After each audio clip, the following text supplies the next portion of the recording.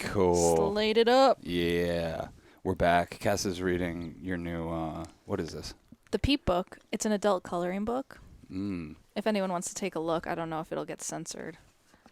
These are random lines, and any interpretation of those random lines as graphic images is purely coincidental. People see all sorts of stuff. It's a Rorschach blob sort of thing. But if you see a lot of sexual activity, then that speaks more about your relationship to your mother, your uncle, your father, and the events you four had together.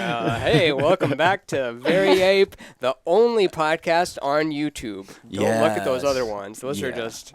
Ignore them. Yeah, you want to be here. I mean, check them out. All the episodes are good. We're in space. There's good music. There's good vibes. What more could you want from the gang, the space team? We go by Trinity Infinity. I want to go by America's favorite throuple. Oh, America's only throuple. Yeah. Maybe. I mean, other than what, Jaden Smith or Jillo Smith? What's the name of Jillo Smith doing something like that? Jillo Smith maybe wanted to be in a throuple, but maybe it hasn't happened yet. But that's got to be intimidating. You've got to, if you're going to be in a couple with, and I know her name is Willow. We were just doing Jillo as a joke. Yeah. The Willow Smith, like, of course, the other, who's going to outrank her hierarchically? No one. So you've got to, like, convene with the two people and be like. This is so funny because we've never talked about this on this podcast. But someone wrote to us once, and they said, Willow Smith listens to the Very Ape podcast, and I just heard of an interview where they shouted you out. And we were kind of like, okay. Yeah. So, Willow. Maybe Willow. we turned her on to throupledom. She's shared a thing I made before, so we've all connected to Willow somehow. We are the Willow throuple. What's Willow's deal? Is Willow the, like, really, like, you know, alien kind? Yeah, she's alien. Okay, cool. Yeah, she's fucking dope. Aren't they both aliens? Yeah. They're both kind of aliens. Yeah, totally. Yeah, they got to be brought up with security and guidance, so it's not like the rich parents that, like, ignore them, and it's not the poor parents with the love. It's both, like, money and specific knowledge from two stars that communicate well and good genetics and everything. I mean, what a great hand. Damn, firing on all cylinders. Yeah, when you're dealt that kind of hand, it's like, man, you got to almost seek out the lessons. Yeah. Because they're not going to so clearly present themselves. You're so protected from the world in so many ways. You know? That's kind of what I appreciate about the little I know about Willow. I'm like, it's a real motherfucker trying to, you know, carve their own path, whatever. Yeah, and they probably know a lot more lessons than I do, too, because in my head I'm thinking, like, if I had a swimming pool, I'd be so happy. And they're probably thinking, like, hey, buddy, the swimming pool's not going to give you happiness. I'm like, yes, it is. The swimming pool's going to give me a lot of happiness. And then well, it's true to a certain extent, right? Like, you know, everyone says, like, money can't buy you happiness. But, like, a little bit can really, like, I heard Leon Russell talking about this in an old movie the other day, the musician Leon Russell. And he said what money does is it offers expansiveness. It almost slows things down a little bit, so you could play a little bit easier in this world. It's more of a playground when you have money. And, you know, like, it's good to see a rich person kind of, you know, copping to that. Yeah. So, you know, I've always liked the quote, money doesn't solve all your problems, but it does solve all your money problems. And there's a lot of people with money problems, and that's like this much of their life problems. And then you get rid of it, and it's like, oh, I'm still that 10% not figured out existentially or emotionally or whatever. But, it's great. I think I'm lucky in the way of, like, money used to really affect, you know, the way I thought of myself and this and that. And when I met Cass, I was like, I'm not going to pay attention to how much money I have anymore. I literally don't know. I don't know how much money we have or how much we've had, how much we're spending. I just don't pay attention to it. Yeah, well, and it's no surprise that people have money problems because it's a value system. And it's a value system outside of ourselves. And even if we didn't have money as a value systems and relationships would still be a sore subject for everybody all the time because we come into these bodies that have limits and therefore also some sort of, like, outer value because they're perceived and they're judged and, you know, whatever. Yeah, regardless of what the name is, if there's an energy exchange that is uncomfortable, then we're gonna not. Yeah, we're pay all attention to like, you know, dealing with each other and using each other, and I think the best thing you can hope for is, like, being useful so you can be used in the right ways by things bigger than yourself and other people and stuff. Don't abuse me. Be useful so you can be used so you can also use other people. Imagine if we spoke, of course, imagine if we smoke, but if we imagine that we spoke that bluntly about, like, well, I'm using this person for 80%, but 20% I'm not using them, and they're using me this. Yeah. Totally. Yeah. You're using me for sex. It's like, I don't Well, don't you think you're also using me for is sex? this a two-way street, or is it just one of Yeah. us getting sex when we have sex? That was in a philosophy class, I remember. Like, it was one of those things. There's a difference between using someone and merely using someone. And when we say someone is using someone, what we're referring to is the merely using. Whereas the using part, everyone is always using. I'm using this guy to mow my lawn. He's using me to get this Right. $40 pay, and he's using his daughter. I mean, I think the major way that applies to my life, it seems to me, it's like we're all, you know how like Ram Dass says, like we're all walking each other home. It's like it's a really nice, sweet thing. But I'm like, we're all using each other to distract each other from, you know, the really uncomfortable thing that this is so fucking temporary. So like in that sense, it's like I'm fucking using my friends all the time. I'm shooting up on our community, like. It's dope. It's like it's made our. I don't know. It's just made our life like a little bit more magical. Like you feel held. Like we're money that we're broke. We're on fucking. All three of us are on unemployment right now. Yeah, I've never had a fucking money worry in my adult life. I've always been a pretty good earner, and like I've never been given money, anything like that. And all of a sudden, I'm in a position where it's like we're out of business. We have nothing. We're in debt. But I feel rich beyond your wildest dreams. Have you done any of those things that Noah talks about? Like I can never follow it all the way through, but he's like, man, you got to get this artist production loan that the government's offering.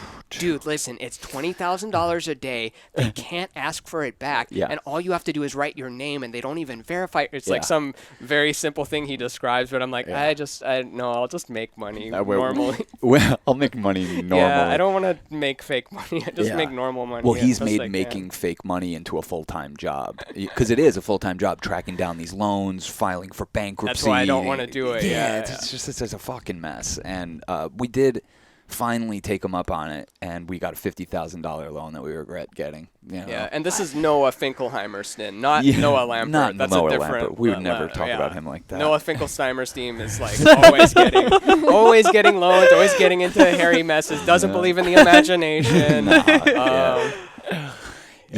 Well, I thought you were going to say, do you ever use Noah's imagination techniques? And I was going to say, we're the original Noahs when it comes to that shit. We fucking paved the way for that motherfucker, you know. So you were telling him about Neville Goddard, and he was like, no. And then later he was like, I am Neville Goddard. Yeah, we came up with the idea for Neville Goddard. Oh, Yeah. nice. Yeah, before Neville Goddard. Wizard of Oz. Yeah, it's you guys behind the curtain. Exactly. It was us all along. Well. Well, if it isn't you. So describe what that is to you, the Imaginal technique to you. That's like feeling what you want, not event-wise to happen, but feeling how you want to feel, and then like aligning with that, and then the rest of the stuff comes to you. Is that how you would it's describe just telling it? a better story about your life and having a vision and intention about your life. Like I just use different words than Noah does. You know, it feels less prescriptive the way we talk about it. It's like it's a practice, but it's something we're kind of doing all the time. So I think, like Mayor's told me, because of my astrology, I'm good at like zooming out and bigger picture stuff, and that's where I feel like I've applied it. You know, I have an idea for a movie, like just the name of it comes into my head, and it's almost like it already exists, and we're already celebrating, and 1 million people have already seen it, and when we haven't even made it yet. And, you know, lo and behold, if you fucking really stay committed to that positive story about this thing coming out, all those things do come true, you know? Did you hear Ari Shafir describe like this ayahuasca trip he had, and the realization he had about art, and how like every perfect thing you've done when you were in the flow and you feel like it was a perfect thing, it becomes this orb, and it's like this shiny star that floats up into the sky, and they all play forever. So if you make a thing where you were aligned with your true self and you put out the art, then it's like it's eternal forever. And I heard that, and I definitely believe it. It's interesting hearing somebody that's not from our world kind of take ayahuasca and go in there. I love it when those types of people describe stuff who I would have thought shit on those ideas, and then it gives them more credibility, because it's like, wait, you're talking about Abraham Hicks? I thought you hated all this brand. Well, Bill Burr taking mushrooms recently, Mike Tyson smoking toad, like it's been hilarious. Yeah, I didn't even know Burr did mushrooms. Dude, I need to check in with. He had a quintessential experience. He came out of it basically the same way I did. Like, I need to have my relationships better, and I don't know if I should eat as much meat. Like, this is what, you know. Oh, interesting. He's kind of crazy, but you know. It's like, dude, do you know what I realized? Everything I do is just, it's for other people, and it's like, fuck that. It's basically, you got it. You don't even need to to seek it out. Right. I've always loved Burr and just his willingness to just the perfect description of him is that Philly clip. I mean, he's done such great work after that, but the way he took a whole angry 10,000 person crowd and turned it around by yelling at them and roasting their city for 10 minutes straight and just counting the time he had left on stage. And by the end of it, they were on his side because he just stood up for himself against the mob. And he held his ground. That's amazing. That's some wizardry. Yeah, by roasting the town that they're so proud of, roasting Philly cheesesteaks and the Liberty Bell and like whatever guy, Rocky Balboa statue, and like this other guy is a real boxer, but you won't make a statue of him because he's black. You took a fictional boxer instead and put him up, and then they're just they can't help but laugh at the quick time roast of the city. Yeah.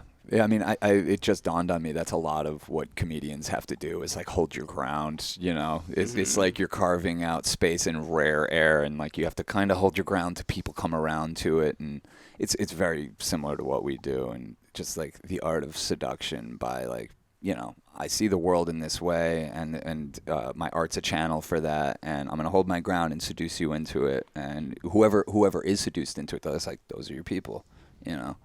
Do you have any orbs up there? Have you ever made? I hope so. I hope everything I've done and everything I've said off mic is an orb. But like the orb metaphor is so like it's such a personal thing. Because I remember in that Ari Shaffir clip, he's like, "So you know, never mind, it's an orb." And you know, my Comedy Central show is it's an orb. It's up there forever. And like some people might think both of those are boring, and then those aren't orbs for them. But then for him, it's orbs. And maybe even for Dave Grohl, he's probably like, "Nah, man, I hated Nevermind. I was more about Bleach or whatever his opinion might be." But as far as my orbs, I don't know. I think it changes day to day. There's some days where I'm all like I'm feeling myself and I'm like I'm good. I'm a good artist. I made some good stuff. And then there's other days I'm like, oh, it's all garbage. I'm gonna start gonna throw this out.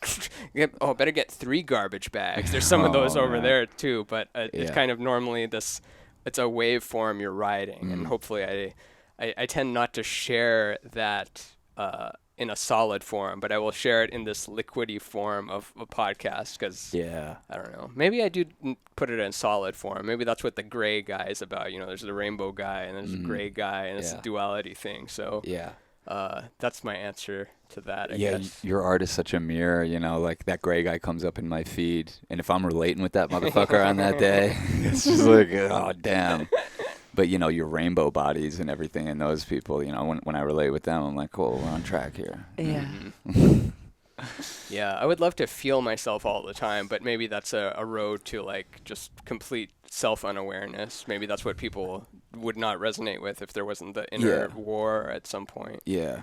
In some form. Yeah, you seem to be very like zen about the balance, and that's like I feel like a good place to be, because then you're not attached to staying in the good time, and you're not so resistant if you're in the bad time. You're like, all right, this is just part of the dance. Yeah. And with your dance, it feeds your creativity, you know. So your days where you're suffering by over consuming and not moving, you know, or the days that you're suffering by running, you know, can create this energy for you. We talked about that in the last podcast. But. Yeah, you're building, it's like you get an interest or an escrow or something accruing by not being happy. And I know that there's some people who are neuroatypical and they cannot be happy ever, and you need to voice their stance on things. I recognize that there's some people who maybe can never be happy, and that probably sucks. But I truly don't believe that. I think anyone can. If you are in awareness, I think you can still somehow get your way up there somehow, like no matter what. And it's way harder. We're adaptable motherfuckers down here, you know what I mean? We could get used to it. Is there something sadistic about me or masochistic that I'm like, give me a day with that motherfucker? Like Cass thinks you could change people. I don't think I can change people, but like I like the idea of the task of like get this person to enjoy themselves, but also I'm someone who like if I feel like I gave it my all and it doesn't work, I bounce so fast, like energetically. You know, like if I don't see a positive impact, if I don't see myself impacting someone in a way that I think is positive, I'm like, all right, we're not doing this dance anymore. Like I'm not good for you.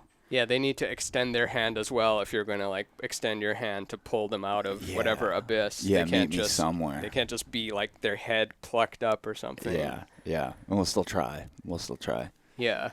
I mean, if anyone can do it, it's y'all. But Cass is really, she's good at it. Like, because I was saying on the last thing, like she's not going to hold you to that moment if you're low, but she'll present the alternative. And a lot of times for me, I won't take her up on it. Like the other day, like me and Mare were getting into it or whatever, and like, what does that look like?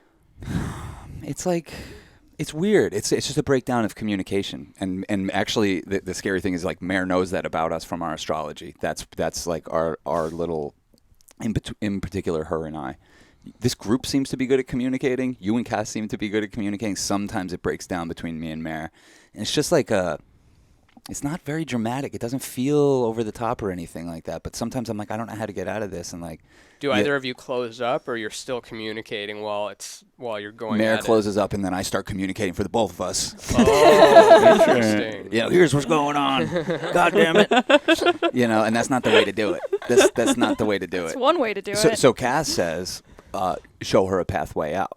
And even by her saying that to me, she just showed me a pathway out. Because I'm like, oh, there's other ways of doing it other than me fucking, getting mad or digging in on Mare. Like, there's other approaches. And, like, that's where doing this is, like, just the constant accountability. Because we know how good things could be. That to wallow in bad times just feels like, fuck, why would we want to spend any time like this, And sometimes you might be logically right, and you're not like energetically right, which I know makes no sense, but no, it's that Space makes a Team. lot We can of say sense. it on this podcast, Yeah. but you're saying everything right from 3D, but like somewhere on 8D, Yeah. we are like at war, and it's fine, it's meant to be, Yeah. but like we will, the truce will be met, and we'll Yeah. understand and cooperate after the 8D war, but our totally. 3D selves cannot like word our way out of this. Well, what you're doing is you. Oh, dude, Yeah, her and I get in fights. She's at home in her apartment in the Lower East Side. I'm in Greenpoint. We haven't talked for a day, but we'll get in a fight and make up in that time without having spoken to each other. You know what I mean? And it's like Mare knows we were both on the battlefield,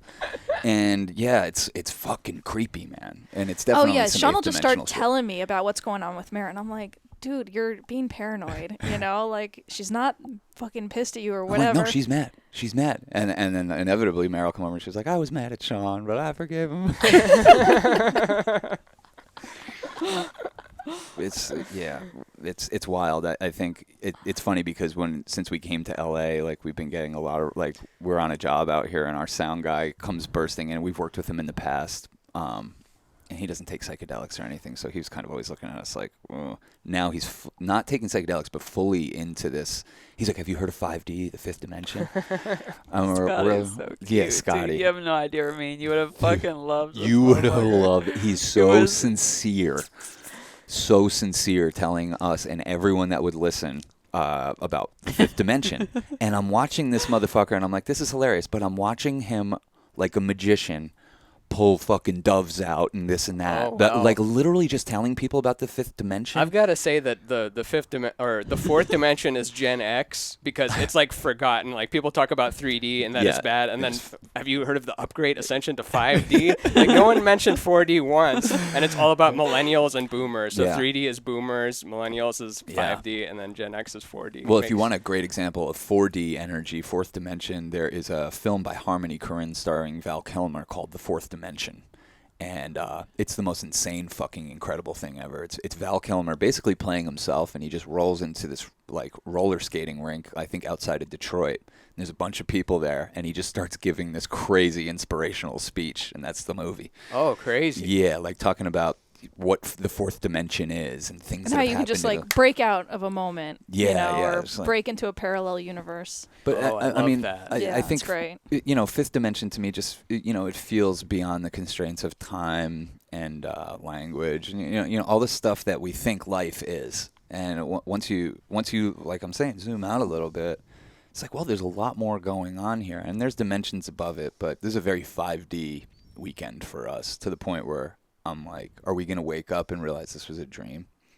Like, it's crazy, Man, where would you wake up? Where do you think the last point was before the dream started? I think maybe smoking salvia with our cinematographer Isaac Bauman, like maybe 7 or 8 years ago. I think Oh my bong hit man, a so salvia. you and I don't even meet in the real world. I We're know. like only communicating in the dreams, and Yeah. that would be a fun movie too, where like people live in a dream for 8 years, and then they wake up, and then they try to find the people from their dream that they were friends with in the dream, and then the end of the movie, they're all friends, but then they wake up again, and then you keep doing movies. You keep selling movies, and they're like, it started getting bad after 3, but I appreciate the first one. It's like the Final first Matrix. Destination. Yeah. Oh my god. You know, I have dreams so much with people that I'm really connected to in the dream, but are strangers. Yeah. That's weird That's to me. most of my dream. Like I'm in love with people that like aren't real people. Well, Oh, crazy. like Yeah. Jason Momoa. Do you mourn when you wake up and you're like, oh, not only do I not have them in my life, they're not even real. I can't even find them if I wanted to. Oh. I think it can get fucked up because like it's all nightmares, and I can get really wrapped up in it, and emotionally you wake up in that emotion, and you have to like. I think it's like can be disturbing that you can have feelings about things you don't know. You know. Yeah. Yeah, and especially in that, in the dream state, it's like it's all fucking subconscious stuff, Yeah. and it's like, what the fuck is that? Yeah. Is it another life? Is that Right. going on somewhere? Right. I know this sounds like basic stoner or whatever. It's just kind of like, That's what we're here for. yeah, Are you- Yeah, I'm tired of this whole like thing of like trying to not be basic or trying to not be cringe or trying to like I dude. just Oh, want to yeah. be basic and cringe. Hell yeah, we're a basic that's the stoner very podcast. podcast. Yeah. Yeah. Wait, so are all your dreams orgies? Like, I really want to know. No, I Is haven't even this- had one orgy dream in my life. No. I think I'm like, I think I'm lame in dreams. I think I've like turned down stuff because I'm still in a relationship in the dream. So I like no, I can't. And then you wake up, and then it's like the opposite. In my dreams, I'm like not cheating, and then in her nightmares, I like cheat on her and leave her, and then don't say anything. I'm like very cold. I'm like, what? It's no big deal. Just And- ghost. Yeah, I'm just like very cold. I'm like, I should be having those dreams, then you should be having the ones I'm having. But Yeah, I no, really do feel like we just like work out our fears. Like Yeah. you said, like the work is like facing the uncomfortable stuff. I think your unconscious does a lot of that work.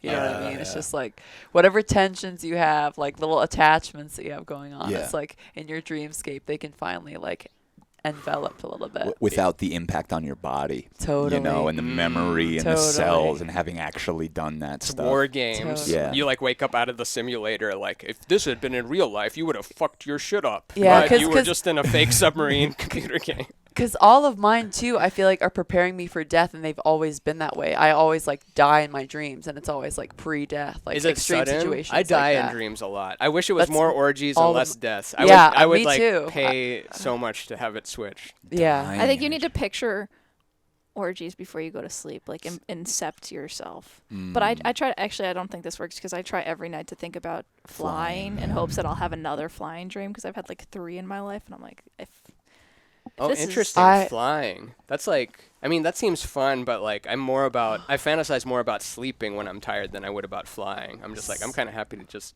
be asleep. Yeah. So, have you guys ever heard of like the dream state theories of like the Aboriginal groups where they believe in something called dreamtime dreams, and not all of your dreams are dreamtime dreams, but specific people have more dreamtime dreams, and it's like literally where you wake up in another dimension. What's dream time dream? That's what it's like. The ones that feel like realer than reality when you Yeah. wake up from them. They just so feel it feels fucking like different. this was And- a cartoon and that's the real one. Yeah. Totally. And I had one of them a lot of times, like if I'm flying and stuff, which to me is more of like, how do they call the dreams when you're awake or in control? Lucid. Yeah, like I have a lot of lucid dreams, even if they're nightmares or whatever. And the craziest one that I ever had, I had the ability to levitate, and I was actually staying at my parents' house in Texas for like one night and had the craziest dream of my life. Like, I swear to God, it was a dreamtime dream.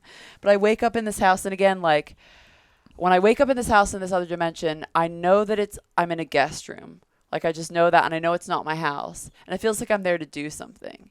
And as I'm like, several times I'll like wake up in this other bedroom and fall back to sleep and then wake up in Texas.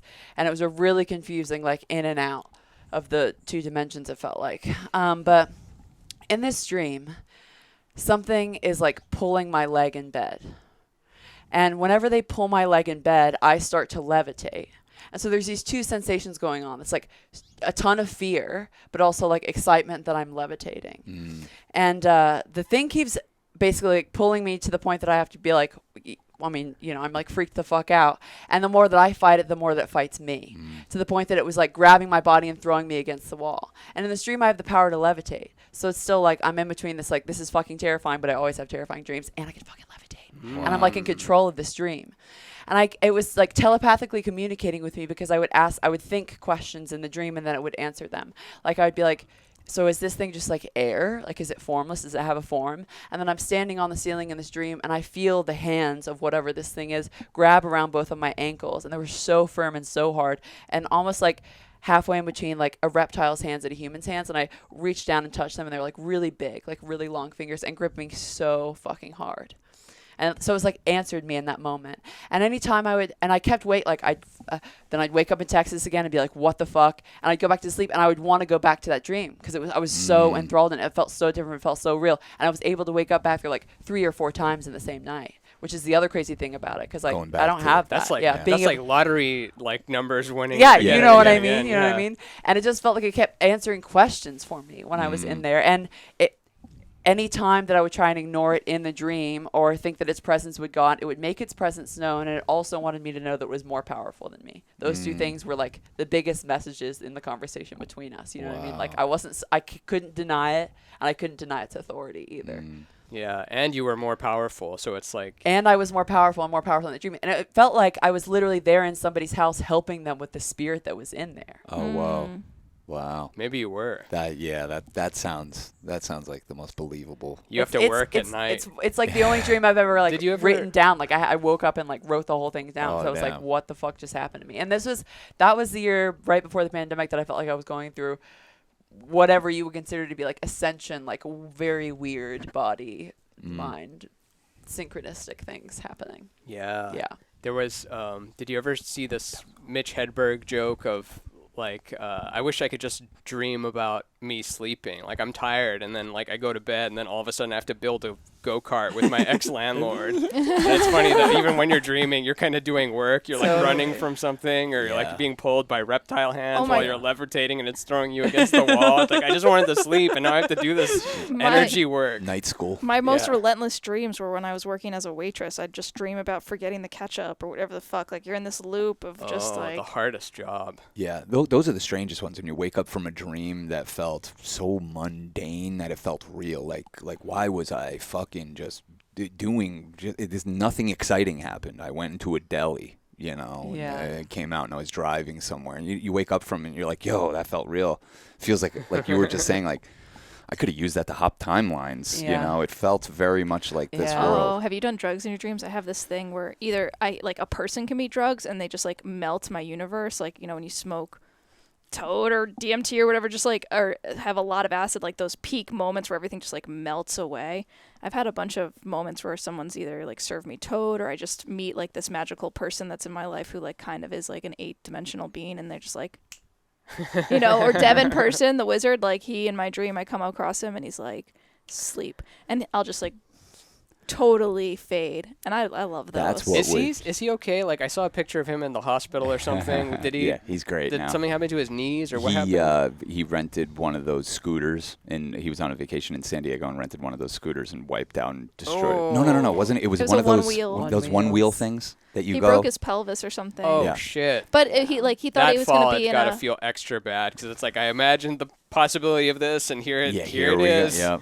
Yeah, it was one of those moments, because he had a bunch of plans to like change his life in a very rapid way. He's like, here's the plan: quitting my day job, doing this, and had it all planned out. And then this just slowed it down. And he's one of those guys. Like I don't worry too much about him, because I think he knows like perfection's unfolding, like and making the best out of it. Like, And he was he's- already having fun. Yeah, he told me he's tuning into the reality where he is a wizard. So maybe it's like, well, Yeah. I'm tuning into the reality where I'm a wizard 7 years behind schedule, because I really wanted to ride that thing. A Well, winded yeah, wizard. I mean, yeah. Don't wizards have canes? I mean, he's just like... Oh, maybe that's part of it, where it's like the same with the medicine he took that made all his hair turn white. It's like the cane, like, well, we thought it'd be kind of funny to give you a cane with totally. this accident. Yeah, you got to be careful what you're inviting in. Mm-hmm. Oh yeah. Yeah. He's he introduced us, and you know, obviously I'll be forever grateful for that. And he also introduced me to the Grateful Dead. So. Oh, hell yeah. Yeah, I owe a lot to him, because that was like one of those moments of hopping timelines. It seems like it might seem real frivolous or silly to say that, like, a band could, like, help you in some way, but No, they're holding space. yeah, we needed the Grateful Dead in our life so bad, and I had just fucking no way my whole life, and then, like, Because of the tie-dye and the the whole, beard. I was a and punk rocker. Jerry Garcia. Yeah, all of it was just like, ugh, I don't want to have anything to do with this, you know. And 2 hits of acid, and then Devin threw on Live Dead, and it was like a portal opened, and our life like softened. We felt more cradled by the universe, like just felt more like, oh, cool. This is it was the same thing when I discovered Zappa during quarantine. It's not when I discovered him, but like when I really said, like, I want to get into Zappa. I really respect this dude. I want to hear him. It was like, man, it opened up this portal of creativity, and like also with Zappa, like doing it a different way without the like all the veneer of like. Yeah, I got into it in like 2001, I think, and Whoa. it's still unfolding. Like every year, there's still surprises where I'll like hear an interview with someone, and I'll be like, "Oh, I didn't know that about that," and that introduces a whole. Like I'm thinking of this time people asked Scott Tunis, one of his bass players, what. It's like, was he like kind of a tough guy? Was he an angry guy? And he's like, no, he was the most fair man I had ever met in my entire life. Wow. He would never yell or like raise his temper at you. And he always understood that like what you do is what you do, because how could you do anything else? How could you operate in any other way? Wow. And part of his like demeanor on interviews, I think, gets interpreted as, oh, he was an asshole. But no, he was just straightforward. He would have never like lost his temper or done anything like that. Just more like, no, I don't need to be having a relationship with you anymore. It's time we moved on. Would you like window or aisle? Yeah. I mean, even how he met his wife, he like called her up and he's like, let's fuck. Yeah. You know, and I think that we have a tendency to want to label, like, you know, it's like he's such a high being that it's like, what is he? What is he? I want to throw a label on him so I can fucking comprehend this better. Oh, he's an asshole. Yeah. He's a misogynist. Cool. All right, I got that buttoned up nice and tight. Now I don't have to let that spirit into me or acknowledge those parts of myself.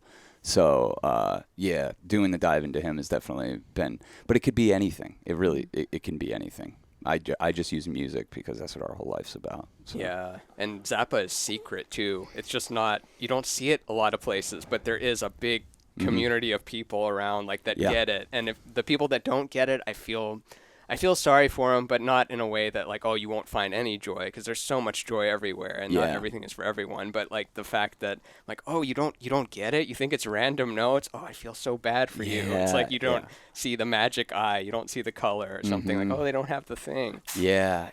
Tough break. Well, I mean, it's a steep barrier to entry, and I think it's by design. And you know, I was just talking to a friend who saw Zappa and kind of grew up on that whole thing, and he said Zappa, even before the Dead, was like the first the first guy that like people, that was the only thing people listened to. If you were into Zappa, like it's like all other music kind of just like, that's my thing. The Dead obviously did that, but there's not that many examples of musicians like that. No. Where, you know, where their fan base, like that's their singular focus is this person's art. So it's really cool. And I think people like that are going to be remembered as like the modern day composers of this era. The you know, Tchaikovskys, the Bachs, the Mozarts but there's not enough time that's passed. But like in time, like you compare their photos, like, oh yeah, it's totally a brilliant composer of modern American music. Wouldn't that be fun if you could somehow hop in a time machine and like just be in 500 years from now for just to look on the Wikipedia of 500 years, like who bubbled up, whose name did we remember from when I was alive? You know what I mean? Like who from our lifetime is going to be talked about 500 years from now? That would be cool. I'm kind of scared who it's going to be, because I think it's going to be these fucking rich assholes, Jeff Bezos. You think so? I think unless they wipe out what is being said about them, but I mean, there's so much critique of these people that maybe they won't be the way that, you know, Edison is remembered fondly for a long time, and then like, you know, Tesla becomes the main boy, whereas before Tesla was forgotten, but then after 2005, it's like, no, it's all about Tesla, not about Edison. He was tricking people, and Edison had the better science or whatever it is. But not that Edison was all bad. I know that it's complicated, and I know the Confederacy was very good and it's complicated, and Hitler was very good and it's complicated, but is that you channeling Sam Harris or? well, no, if I were to approach the subject of that, it would most likely take me a couple of more minutes to get to the point, which a lot of my friends have been competing and, saying the opposite of this, which has caused a lot of misinformation, which I understand, the lack of trust in the government. But actually, that's not that good of a Sam. I just kind of slow down. But the meandering, like, I think a lot of these people who've, like, popped up, and, like, as, like, these cult of personality, like, we all look at them, they all have that similar thing, like, where, like, it's hard to follow what the fuck they're talking about. They slow down to a point where it's like, you just assume they're smart and they're going to make a great point. You're not even fucking listening for it anymore. Yeah, and then there's the opposite, like where they talk too fast to where you can't contest any points. Like when Ben Shapiro says one thing, he says another thing, and it's like based on one thing that you probably agree with. So we'll say that as a fact, and then I'll base other things as fact too. So I have 18 facts here, and there's none of fact. So you can only be a boy, or you can be another type of boy. There's no such thing as girls. Girls do not exist. Boys get pregnant, and there's only such thing as boys. I have 2 boys, and one of them has long hair, but they are boy. No, that's like very only trans male Ben Shapiro. That would be a funny character. Oh man. I enjoy all of them, even if I don't align with them ideologically. I always enjoy characters just because they're characters. Like, I like that Jordan is kind of like this and about everything. And it's like, what is it like to be at war? I've never been to war, but my wife, Tammy, she got sick last week, and my daughter, Michaela, and just going off on, like, tangents. And I love that vibe. Yeah, and I also like the vibe of Terrence, and I could just think like that for a while. But just anyone, even if they have bad ideologies, it's kind of fun as a character, because we're all just some monkey. There's some high dimension spirit thing in a monkey body, like just trying to make sense of it and say our opinion and have our patterns, our speech patterns. I was going to ask you, so you have this new podcast. Do you want to shout it out? Mind Under Matter with Shane Moss. Don't be anti-vaxxer. He'll kick your ass on Twitter. Man. It's funny how him and Noah got into it. Oh, one really? Day. Oh, dude. Oh, I need to check in on there that. was deleted tweets. That's how bad it got. Oh, okay. No, because I get where Shane is coming from, because, I mean, I don't want to reiterate it, but basically, I think he gets way more of the anti-vax side and the conservative side in his data stream, so he's like fighting against that, whereas to most people it's like, I don't really see a lot of that. I don't know why you're so uptight about it. Yeah, totally. And then other people see way more of the, like, listen to government good, and they're trying to push back against, like, no, we should question the government a little bit. What's going on? So we're all in our little pockets of it. But our podcast is called Mind Under Matter. Shane interviews scientists on his podcast, Here We Are, and then I talk to, like, mystics and artists and creative types on my podcast. I don't think I've had a scientist on once, maybe a psychedelic scientist one time, and that's kind of like just regular marine biologist person. So he talks to actual academics, I talk to creative types, and then together we come and we pick a topic every week and kind of unpack it, sometimes disagree, mostly agree, but it's just kind of more of a disguise for 2 friends hanging out, which is every podcast. Yeah. It's just 2 friends hanging out, and like, how do we mask this so it doesn't look like just a couple of bros? But it's just a couple of bros. Have you both firmly remained in your stances? That of course. Yeah, but so no one's changing anyone's mind. Yeah, sometimes I feel like we've had this conversation like 2 years ago, because we were talking about life after death. I'm like, no, you are the choice maker. You are the awareness behind all it is. You're a flash in the pan here, but you're the great I am eternally. Like, that's all there is. And he's like, I don't know. The brain doesn't work after you die. You need neurons to connect to synapses. And can't you, like, hear the fear in that when people say it? Of course. Yeah. It's like, it's so funny. And like, they probably think, well, can't you hear the delusion in their voice? They're Yeah. literally Fear. surrounded by smoke, and I can see their pupils are dilated like by 8 centimeters. It's like an You're not energy though. wrong. It's like a nervousness to me. Oh, you yeah, know? yeah. But we're all coming at it from different ways. And I think people that were brought up in, like, very conservative religious households, like, are coming at it like they have to rebel in a different direction. So where they're so turned off by anything mystical because they were forced a really bad version of it. Yeah. Yeah, my I mean, throat. that was kind of like me. I really had to come around to spirituality after being so anti-religious. Yeah. So did you go Yeah. through like a big atheist phase? Oh, yeah, most of my life. Yeah. Most of my life until I took psychedelics and crazy shit started happening to me. Yeah.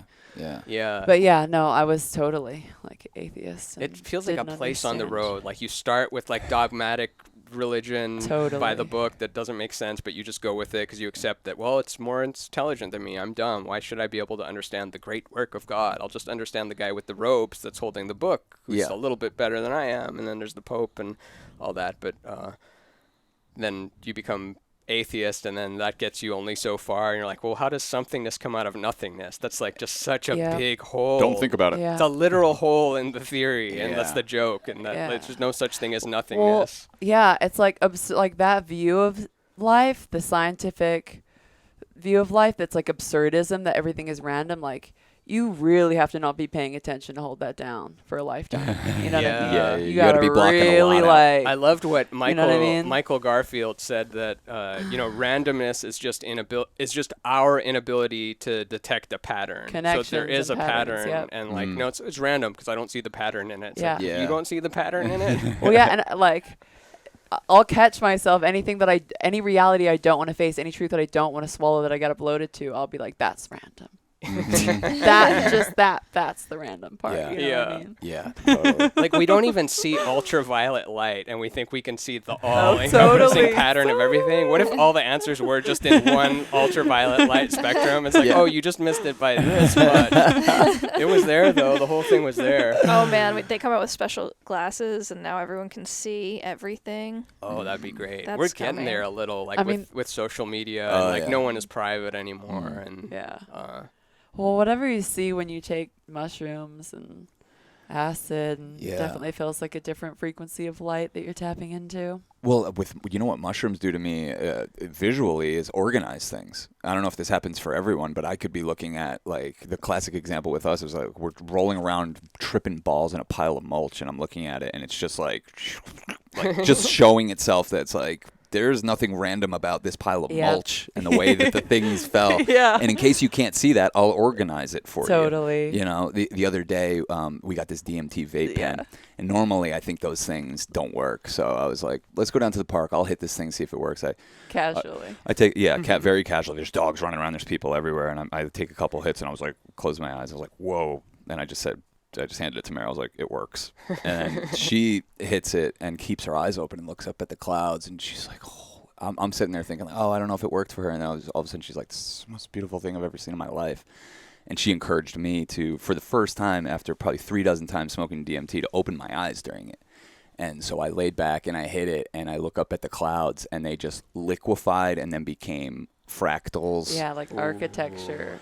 Like, Cloud castles in and it's the right sky. there. It's just such a, like, Yeah. just sidestep to Yeah. there, and you can Well, you perceive it. look at the clouds, and like, what could feel more random? It's like they're always, sometimes you look up and there's 4 different kinds of clouds in the sky, and Yeah. like all of a sudden I smoke this thing and it reveals like the truth behind it. Really, I think that's what it does. Did you guys hear too that mushroom spores get up in clouds and sometimes control the rain?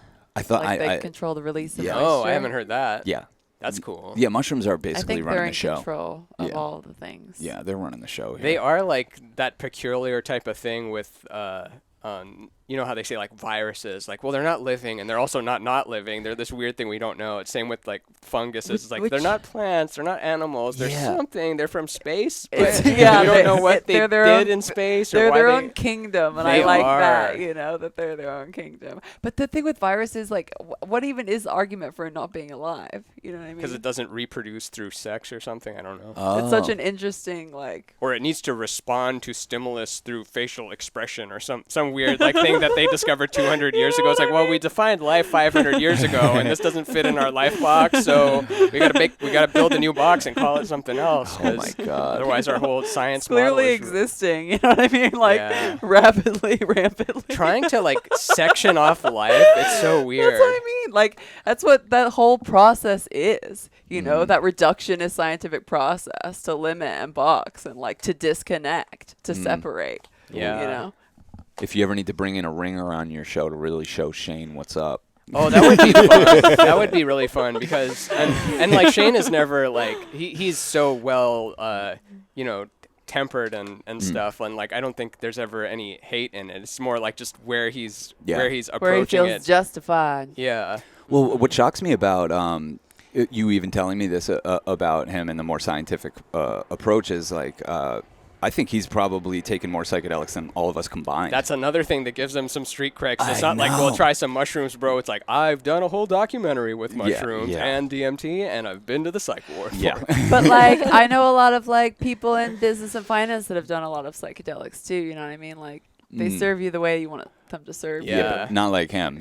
This guy's like literally volunteered to be the first person to get hooked up to the, what is it called, DMT-X experiment, where you could be in a DMT trip for a month. You're just medically supervised, and they came up with a way that like it could just be coursing through you all the time, and he signed up for it. And the thing is, he's been in That's states where he crazy. believes crazier, like more magical things than all of us multiplied by each other. But then he comes back down to earth. And my friend Jessa Reed was saying that, because I've probably talked about Jessa a bunch of times, but best. she's got alien guides that she talks to. She's in the Galactic Federation, and she said that.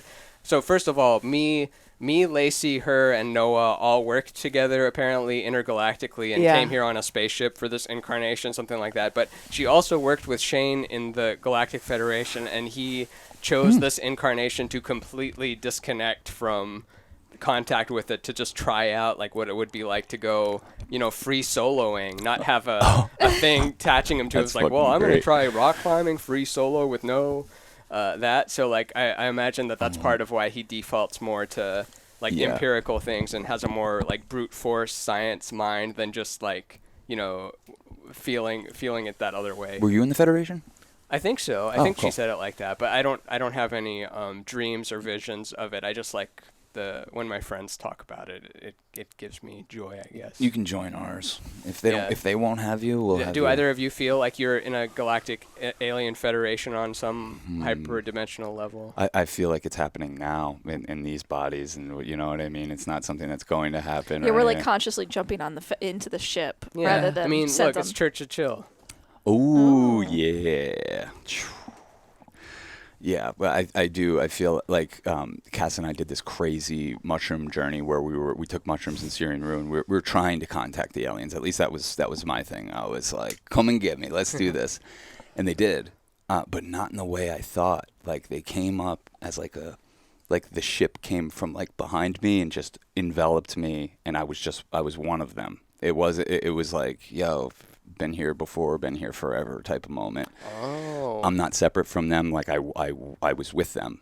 And it's crazy because Cass's mom really has become obsessed with aliens and trying to get them to contact her or whatever. And we're sitting at. I love far out parents. I She's mean, I love become my one. parents. Awesome. I wouldn't change them at all. Yeah. But when I hear about the opposite of it, it's so funny. This is our influence on Cass's mom, and she's getting into aliens and Yeah. everything. And Cass just hands her the DMT pen. And she's like, "You want to meet those fuckers? Here you go." And the same thing happened to her. That happened to me with these mushrooms. Is like she said, like she was in the alien ship, looking over like an ancient city. Like she was the observer. She was the alien. So I think that was like a particularly profound experience, the way she was talking about it. Because that's what I always think. I'm like, I know it's probably been talked about ad nauseum, but like we are the aliens, we are the angels. These things that we conceive of is just like ways of compartmentalizing like very special parts of ourselves. So we can wrap our head around it. And the thought of like when you said that the UFO came behind you and enveloped you, like we're stuck on this model of the UFO being like, well, it's a metal ship and they are in it in this form, and then they're gonna land like our ships would, and they're gonna get out of it. It's like no, it's not a vehicle. Stop thinking in terms of a vehicle. It's like it's a higher dimensional energy thing taking this form, that form, zimming and zooming around and. Mm-hmm. I used to be like an internalist when I first came to spirituality too, and I just thought everything was a reflection of yourself, like angels that people would talk to and whatever. But I definitely feel like I've acknowledged the presence of like external entities since then. Yeah. And I think eventually they will make themselves known as well.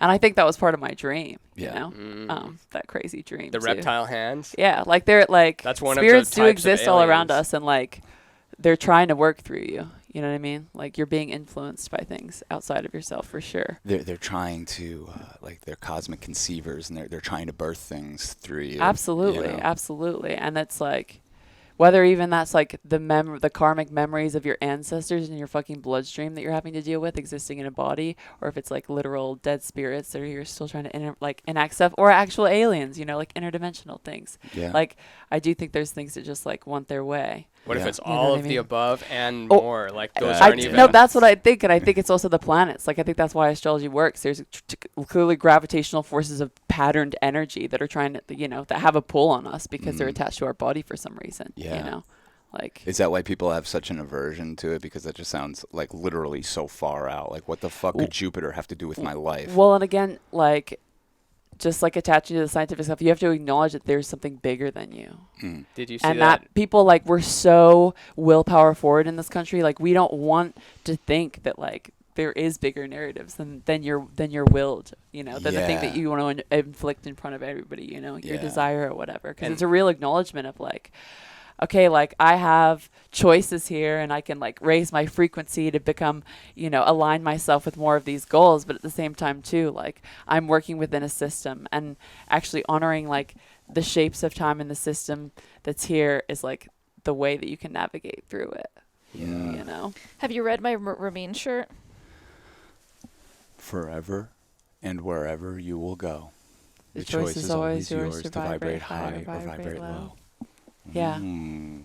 And nothing wrong with low vibration too. You need the low end. No, it's beautiful. Yeah. I love the low end. Oh, on the astronomy thing, I was just thinking about this meme of it says astronomy and astrology, and it's got those two Star Trek characters, and then someone asks, "Are you two friends?" And then astronomy says no, and then at the same time astrology says yes. And I think that sums it up perfectly, that's because pretty like good. astrology isn't saying astronomy is bullshit. It's like Yeah. no, it's still applicable, and like that's its own data set that you would need if you're plotting a course to like shoot this rocket to get here and how it maps out. But then when you're speaking of energetically things and things that are not empirical science, but what is it called, divination Yeah. techniques, like that's its own tool. Like sometimes pulling astronomy cards might not give you the same Yeah. benefit.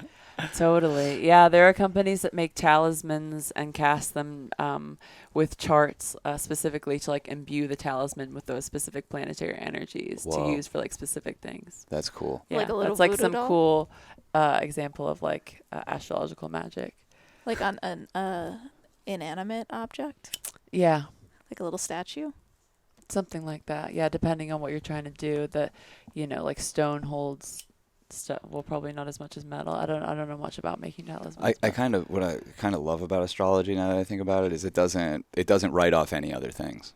It's kind of Yeah. like it's all part of it. It's all under the umbrella.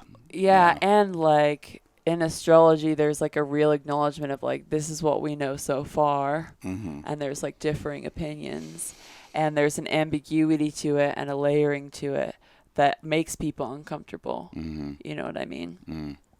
Yeah. Because it's a real acknowledgement of like the gray, not black and white answers to things. Yeah. I mean, Alex Gray. Alex Gray. Oh, that's my name too. when I hear people full-throatedly rejecting it, it's kind of like it's kind of like when I hear people talking shit about the Grateful Dead. You know, it's Yeah. just like, okay, well, I Right. mean, it's not for you. It's still happening. It's still a real Right. fucking thing. You know, and Right. you're just not opening your heart to that thing. Okay. Yeah. I'm It's like, a they have little a kid Capricorn yelling at moon you. or whatever. Yeah. You have a what? I said they have a Capricorn moon or whatever. Yeah. Oh yeah. Is Capricorn more stubborn than Taurus? No. No. Taurus is most stubborn. I just think about Capricorns as like the most refusing generally of Yeah. mystical things. Mhm. Think Yeah. of David Bowie. As a Capricorn? Well, he is one, Yeah. but I'm trying to whenever I hear of, I always think of the most famous version of it, Yeah. like celebrity-wise or in my personal life-wise. Yeah. I'm like, oh, do they fit that? I'm like, oh, they kind of do fit that. Well, that's what made me a believer. Is like, you know, Mare starts going through like I'm like, okay, well, who else is that thing? And you start naming the people, and they all start fitting this archetype in a scary way. And I don't know if I'm just convincing myself or what the fuck. Oh, like, yeah. even down to the way people look.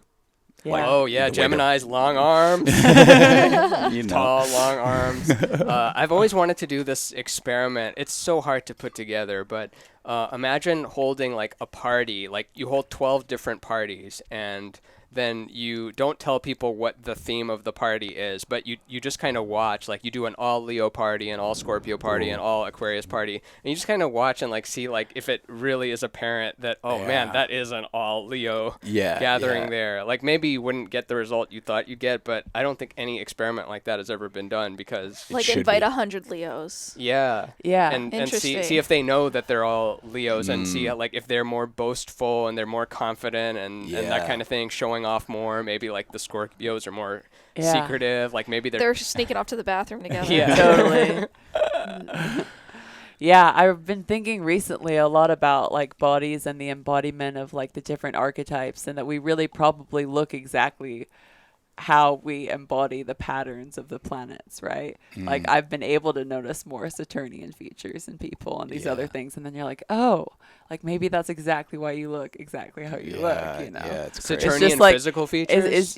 So just like wherever the perspective that you chose to enter in, or / time that you chose to enter in, that representation of perspective, how the different archetypes have different weights. Because the most important thing in astrology that nobody even talks about, because it's like the second layer, is dignities, which is like different planets do differently in different areas of the sky. So they operate differently. They have higher or lower functions. Not that you want to classify things that way. I know it's very taboo these days, but it's weird to like, what's the balance of boxing stuff off and then just saying like everything is everything? Because on one end, everything is everything, and then on the other end, everything has to fit within my little box paradigm, or it's not science. Yeah, to me, and it's like a language thing again. Like, it's how you'll understand everything. You know. Yeah. How your experience of everything is everything. Yeah. You know. Yeah.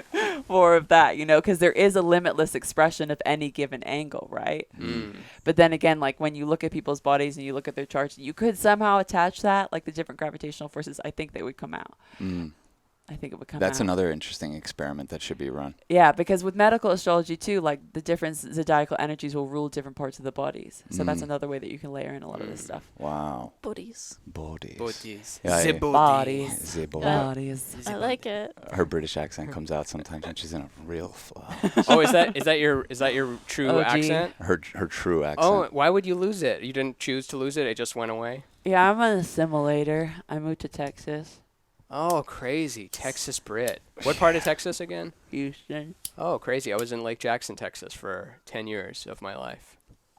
So Houston was the closest big city. But I never had a British accent to lose, and I don't even think I had a Canadian accent. I just had like, I think I just had normal newscaster accent, free speech. Hello, I am from nowhere.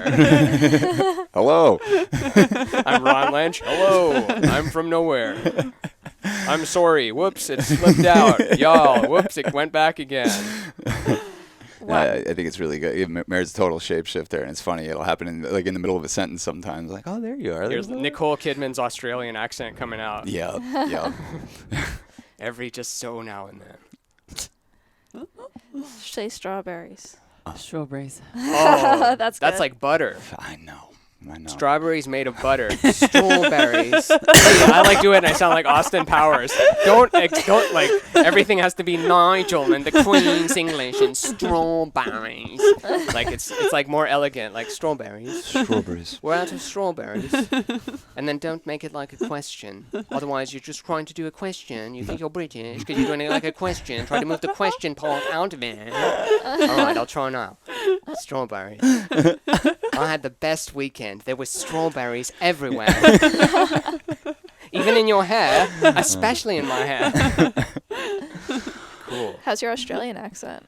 It's not good. I'm trying. Well, the thing about doing an Australian accent is you start with a New Zealander accent, and you do have to put the question accentuation at the end, the upward inflection, like you would in a TED Talk. But it's not a TED Talk. We don't have TED here. We have TEDx. And on TEDx, you can discuss topics such as gender or sexuality or even business. I did a podcast about business and sexuality on my TEDx course, and then a dingo ate my Outback Steakhouse. Damn, you're good. Yeah, that was pretty damn good. Yeah, he's good with voices. Do you know Katya Kavinga? I need to have her on the podcast still. I keep like saying like, hey, you should come on the podcast, and then I don't schedule it because I'm an asshole full of shit. And But she's brought up in the UK and I think mainly in Scotland, but like does every like European dialect like That's just so dead on. dope. Does a great Greta Thunberg impression. Does just does everything, and it's so subtle and is total weirdo. Like one of my favorite stand-ups. Yeah, I mean, I love that shit more than anything. When somebody Yeah. pops into another voice, I'm like, It's my favorite. Voices, like, I'm so auditory. yeah. That's like how I'm processing stuff, so it kills me. Yeah. Is your British gone? Like, if you wanted to act like you never had a Texas accent at all? I could do it. Okay. I could see it. I'm always surprised at Ask how... her a question.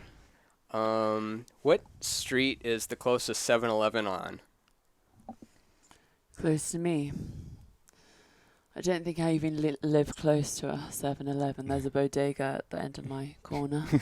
A British person would never know what a bodega is. Bodega. It's a pub. It's a flat. It's a lift. It's a chip. It's a parliament. There's also like a smoke shop that tries to sell me weed every time I go in there. I quite like them. I quite like them. I do. And it sounds like, I don't know what it is, but it sounds like almost and this is a compliment in the highest order, it's like a 60s British accent. It sounds like you just saw Hendrix for the first time. It's like, I saw this guy who's playing with the Isley Brothers. He was phenomenal. Yeah, it's quite like, it's not South London, but it's definitely not Northern, and it's like, it's more proper, I think. You know Posh. what I mean? It's more posh. Like, Posh when you spice. listen to Adele, like, it's probably a little bit more posh. I thought she Yeah. was than Adele. American. I'm a stupid idiot. I always You thought gotta she was American. listen to her interviews. You're gonna be like, Oh, she that's sings. funny. She sings nice. I This love is her that talking voice. Sean- It's fucking ripe. Sean used to refer to music he hated as Adele. Like, I remember that being a That's trope of like, hilarious. is Yeah. this Adele? It's like, Yeah. no, That's this isn't Adele. hilarious. This is Katy Perry. It sounds like Hilarious. Adele. It all sounds the same. This is stupid. I hate music. Yeah. And then we meet Maren. She's like, Adele is one of the best singers. And I'm Yeah, like, she's so good. fuck. Do I have to fucking everything I think that I can categorize as something I don't like, it all of a sudden comes flooding in, and I'm like, I have to deal with it. Maroon 5. You don't have to deal with it. Well, I just have to accept I've that. never played Adele. No. I have to accept that, like, even making fun of it is low frequency. Mm-hmm. Because it's like, she made an orb. Mm-hmm. She's made a lot of orbs. Some of the best-selling orbs of all time. Yeah. I think yeah. you just really have to respect people that are in the ring That's putting stuff out That's there what and it, yeah, stuff. that's what it comes down to. Like, every time I find myself wanting to be like, oh, say that little critical thing, say that thing, like your sharp tongue could articulate Yeah, me perfectly. too. It's like, don't. I Why? always regret it. Yeah, right? That's all I can think about for like Yeah. the next week. All right, I need to switch out this. Yeah. I need to switch out of this. The thing is, I bet we would all like the stuff that we think we hate if it wasn't the context in which we Right. first experienced it, which Yeah. is like, you're in the mall, it's like just blasting in the grocery store, you can't escape it, it's on the Yeah. trending topics, it's being forced down your throat. But if you Yeah. just discovered it on your own, you'd be like, how is this not famous? How is this person not famous? And then they are famous. You're like, stupid famous Fuck person. them. Yeah. I mean, Green Day, best example. It's like they were a beloved punk band by the underground, and they signed to a major label and put out their best thing yet. When did Dookie. they lose it? When did Dookie, their audience left them? What about American Idiot? Because I feel like American Idiot people like. They've done a couple of those, and American Idiot was 11 years later, but they lost their original fans. Like, my older cousin was a Green Day fan, and the second that album came out, he gave me his Green Day shirts. He was like, "Fuck this." you know? Dookie was a bad one? Man, I always For- thought Dookie was like old school. It changed my life. But there was like 3 albums before that where they were just like worship. They put out this thing. It's great, but it had this mainstream sheen to it, and it's on MTV, and they were just like, fuck this. They labeled them as sellouts. I bought into it. I missed out on a lot of great Green Day music that happened. And then when American Idiot came out, I was like, fuck, why am I resisting this? Like, let me hear this. And I love that album. Yeah. Yeah. And the first song on that is so different. Like, the rest of it is just such a nice concept. Yeah. Long form kind of exploration of different Yeah. styles. And no stuff. punk band had ever really pulled that off. You Yeah. know? Yeah. Yeah, they're cool. I respect the shit out of Green Day. I might not listen to them all the time, but there's a million examples like that. But they're just like, they were so talented, and Yeah. I I'm wrote happy them they're off. alive. I mean, am Chris too. Cornell shot himself in the face. I No, know. just kidding. He hung himself, Yeah. but he's still gone body-wise. So Yeah. just don't. I'm just happy if people don't kill themselves. Yeah, me too, man. That's the best. When Yeah. people don't kill themselves. Yeah, that's the best. Fuck, I hate it man. when people kill themselves. I know. Bad day. The worst. It's the Yeah. worst. It is the fucking worst. And like, the only thing that gets me through it is knowing like, well, they're not in pain anymore. I don't know what they just invited. Or they're like into Zappa, stuck in fucking purgatory for 20 years. Yeah, but they're not dealing with what they thought was a lot of pain in this reality. Yeah. You know, maybe they're somewhere else worse off. But I always think it's just like, it's really hard for the people that get left behind because it's so confusing, and you want to convince yourself that they didn't really want to do that, and like it just all this stuff. And it's why so many conspiracy theories popped up around Kurt Cobain's death. It's like culturally we could not wrap our heads around that this guy would do this to himself. He had it all. You know, he's this beautiful, beautiful being, like just making them just sensitive songs that spoke for a generation, and then he offed himself in the middle of it at the height of his fame. Like, we couldn't wrap our heads around it. So what's the best conspiracy? Courtney? Yeah. I don't even know the best conspiracies about it. But what do you mean by best? Like what's the most absurd? convincing? Not the most best in terms of like, I love that she killed him. That's the that best Courtney one. Love hired somebody. Oh yeah, I imagine she wouldn't have like actually had her fingerprints on the gun or something. Well, but like if you watch the documentary Kurt and Courtney from 1999, like they interview a guy who's like, yeah, Courtney Love gave me this amount of money to fucking go do this thing to go kill him. You know, like it's fucked up, and people really. Man, she was like the perfect mark. I feel so bad for her when you think about it now. It's like she lost her husband and the father of their infant child, and then just got culturally demonized in every way. People still think she killed Kurt Cobain. Like, imagine like what. Yeah, that and I'm must... spreading that by bringing it up the most. It's the only one I've heard of. Like, because the government is also one, but the government is everything. That's a boring one now. Yeah. Well, maybe Courtney Love is working for the government. That could be a thing. Yeah. You know, they needed Frosted Tips to take over as music. They couldn't have Kurt around. Like, we got to get Frosted Tips in here before 1998 or Woodstock 99 is not going to happen. And then, like, it became All-Star. And, Oh, man. Jesus Christ. Yeah. Limp Bizkit. Chester, Linkin Park, rest in peace. Actually, I respect that. I've never listened to Linkin Park other than, like, the 2 songs on the radio, but I've noticed that their fan base is like really into it, and they're like, "Oh, Hybrid Theory, you got to hear Hybrid Theory." Yeah. So I recognize that it's its own. It's people a little younger than us that didn't know any better when it came out. I loved AFI. I could have very well been a Linkin Park guy. Yeah, AFI to me is like a little bit more respectable. Because they came. I don't know where Linkin Park came out of. It's funny because it's not funny. They didn't come out of Linkin Park? They did. Oh, they did. I was just telling this story yesterday, and I had forgotten about it, but I was out in L.A. to film a job. Got this huge job, first huge job for our company, where it's like we would have made like $500,000 to go around 8 cities with Linkin Park on a huge stadium tour. And day 1 of the shoot, he killed himself. We were waiting on set. No. And standing with the band, we're like, where's Chester? And this dude that I had never met before, I already knew the band and the management and everything. All of a sudden, this random dude comes in. He's like, everybody out, the shoot is over. And we were like scared, and we're waiting out on the tour bus, like, what the fuck's going on? And then someone came on, and we're like, Chester killed himself. I was like, what the fuck? Because I'd never heard their music either, but the only research I did for the project was go through fan testimonials, and every one of them was like, this band's the reason I didn't kill myself. This guy saved my life, pulled me out of depression, spoke for me.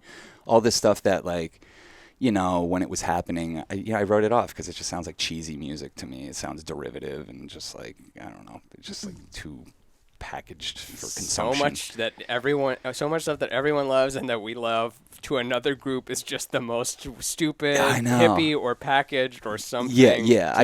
Just dumb judgments. And like, honestly, like just reading the fan testimonials about what this guy and his lyrics and his performances did for them, I really came to respect it. And I was going to talk to him about that. That was like the list of questions that I had for him. And imagine if you broke that out in that moment. It's like, everything shut down. Chester's killed himself, everyone. It's like, but I had this list of questions. Hold on, the shoot's not over.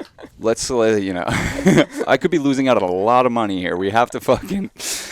Yeah, dude, that was a fucking trippy ass day, and it seems like every time I'm out in LA, some fucking crazy thing. I was here when Michael Jackson died. I was here when Whitney Houston died. Not just here in LA, like a block from where that happened. Oh, weird. Yeah, and then I'm like literally on top of this guy's Grim band. Reaper. Yeah, I'm like, when I come to LA, it's with the Grim Reaper energy. No, you fall asleep and you go take that Sith or whatever it's called. Yeah. Skith? Scythe? Scythe. Oh, I was wrong too. Scythe. Scythe? Yeah. Scythe? I take that thing out. Return of the Scythe. No, Yeah. sorry, Revenge of the Scythe. You got up a couple people this time. I killed Dusty Baker from ZZ Top while we were out here this time. Dusty Rhodes.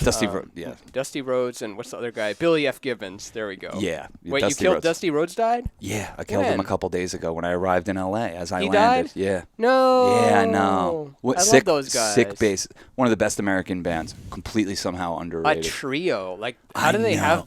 have that big of a sound as a trio and like Yeah. why do I forget his name again? Billy Billy F. Gibbons. Gibbons, like he can do harmonics with his beard. There's Yeah. like a story of him like just playing this note, it resonates, and then his beard flaps up and then floats down and then hits a harmonic on the 9th string and just Oh my just god. no change in expression on his face. Oh man, legend. He's never shaved. Oh yeah, He's I didn't never, know that. He never shaved in his life once. He just let it come in. No, he has. He has. They didn't have beards before. There's a doc called like this little old band from Texas. Oh, we saw I think. that. We saw yeah, that. Yeah. they So used they- to have a cleaner look. Yeah, they had a clean look, and then one of them got like I don't know, they had to go to rehab or something. They had to take 2 years off, and they're like, well, the band's the 3 of us, so I guess we'll just resume whenever instead of trying to replace him. And then Yeah. when they came back, they hadn't shaved, so they're like, let's just keep it. And then the only member that doesn't have a beard is Frank Beard. The And drummer, his Frank his last Beard. name is Beard. So Yeah. they He has all enough beard. His what? He's He got has a- enough beard. He's got Yeah. it covered. Yeah. So don't you think like how Ramin does 10 seconds of silence Yeah. that We're gonna give you Chilcagwe for the first time to wrap this fucker up. Choke Agwe. Chilcagwe extract, all-purpose natural remedy. Antiseptic, antiviral, antibacterial, antiseptic, antifungal, digestive. But not anti-fun. That's why you got to try it today. So, you spray this stuff in your mouth, or like if you ever had a skin thing, you spray it on there, it just takes care of it. one spray. You do, no, yeah, at least two. You At do least 2 sprays on your tongue, and it brings this fucker to life. I'm not gonna be able to talk. Maybe that's a good way to just make sure this ends.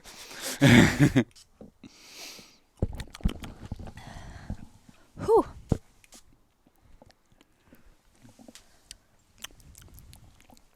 Church of Chilcagwe.